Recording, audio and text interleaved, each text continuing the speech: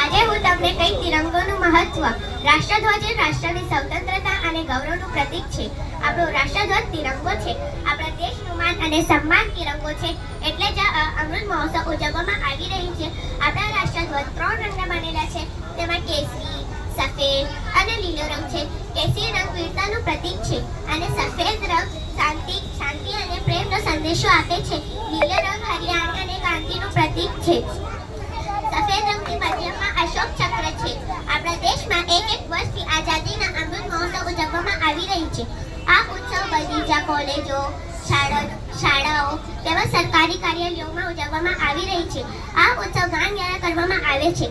વિજય મિશ્ર તિરંગા પ્યારા, ઝંડા ઊંચા રહે હમારા, શાનના ઉસકી જાને પાર, ચાહે જાન ભલે હી જાય. આમ રાષ્ટ્રધ્વજ દેશની શાન છે. એટલે આપણે રાષ્ટ્રધ્વજનું ગૌરવ જાણવું જોઈએ. જય હિન્દ, જય ભારત. ભારત માતા કી જય.